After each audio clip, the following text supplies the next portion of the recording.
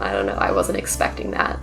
I was expecting people that looked more like down on their luck and like downtrodden. So my pride is just people can look at you, they think you're bluffing.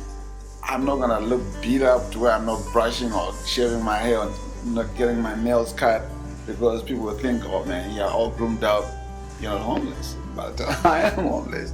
That's the hardest thing people don't understand about it. I thought it would just be soup.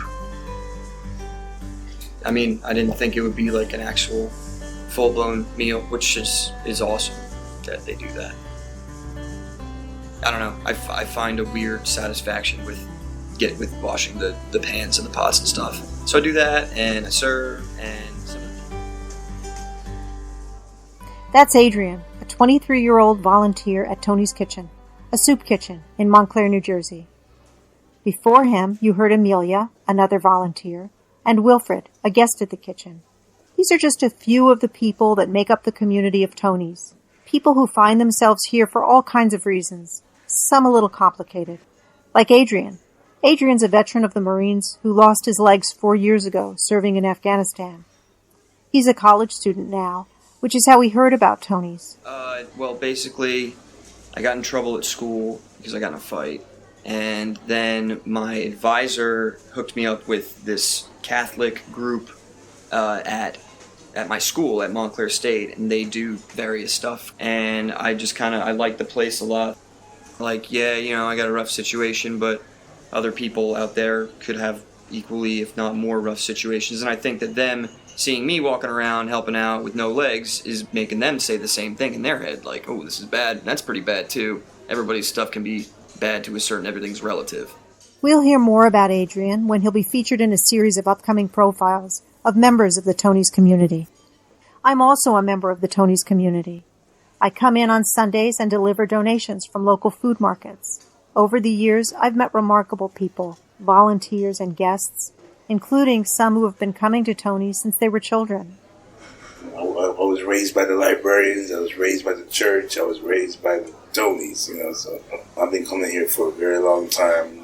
Me and my grandma, we didn't have enough money for food, so she would send me to Tony's and we'd eat here. That was Frank. Lisa has been coming here most of her adult life, often bringing meals back for her mother. She doesn't come up here because she cannot walk, so I bring food back for her. That's what I do. Since 1992, I got friends up here, good friends. I walk up all the way up here. I live in Belleville. It takes me a little while, but I like to walk. I go over Creation. Then there are folks like Wilfred. Wilfred, also a veteran, was working as an engineer until he found himself homeless and living in a shelter after a domestic disturbance just a few weeks before we met. I worked for Google. I did contracts for Google. I have an engineering degree. But, you can't be an engineer if you don't have a car. For me, it's like 3 weeks ago, I got in a situation that got me to be homeless. Just like it was instant, so I had to pack my backpack and leave my house. You was in Tora Bora, you was in Iraq, and they had bullets flying over you and you were laughing,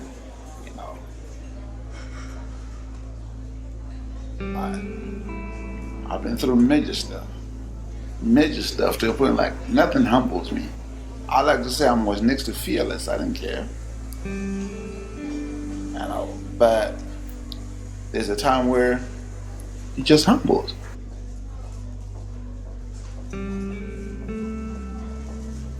The kitchen is a kind of nexus of needs, both to give and to receive. People seem to recognize their own and others' vulnerabilities amidst the primacy and warmth of food. That's what happened to Paul, who explains how Pat, a Tony's volunteer, came to play a critical role in his life. Before my job, I worked for Colgate Palmolive, and then the company's moving out of state, and they're closing that facility.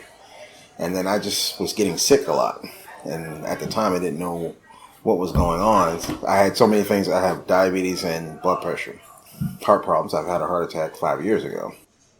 Pat got to know me more on a personal side because one day she knows my blood pressure was extremely high, and she helped me out getting to the hospital and helped me out with my meds and stuff because I was uninsured at the time. Since then, it developed even further because then I discovered I had cancer. So that's my next battle. So here it is, somebody who doesn't know me, per se, who's, making sure that I'm okay. So you forge friendships that way. Some guests will find temporary respite at Tony's, then taking advantage of some of the supportive health, housing, and employment services the kitchen offers, they'll become better able to manage independently, and they'll move on. But many will eat the 4 meals a week offered here for the rest of their lives, assuming Tony's is still around. And it looks like it will be. It's hard to conceive of the need disappearing anytime soon. Fortunately, there's no shortage of volunteers. In fact, there's often a waiting list. Because while Montclair is home to many who struggle and for whom Tony's is an essential resource, it's also home to individuals who have plenty and who are eager to give and to teach their children about giving. Individuals like Sonia and her dad, Joel. Help with babies also, and I also help with cats. I'm a mother's helper and I'm a cat sitter. My name is Sonia. I am 8. Tony's Kitchen is the best. It's fun. I've been on the stove for a long time. It's wonderful. It's really nice to it's fun. serve the community and see Sonia learning about helping others who are less fortunate. And humanizes today them. there was someone special. He usually walks around on the streets, but today it was his birthday. We celebrated it, and I brought the cake to him. He blew out the candle. I'm Eleanor Meeks. I produced Listening in the Kitchen with Noah Levinson and with help from Annabella Poland, Craig Gorbanoff, and Sarah Murphy at Montclair State University's WMSC Radio. Thanks to Debbie Gallant and Joe Amdidis at the Center for Cooperative Media, and to bensound.com for music. Thanks to Ann Mernon, Veronique Ramsey, Pat Moulton, Al Prieto, and all the guests and volunteers at Tony's Kitchen. For more information about Tony's, go to tk.slechurch.org.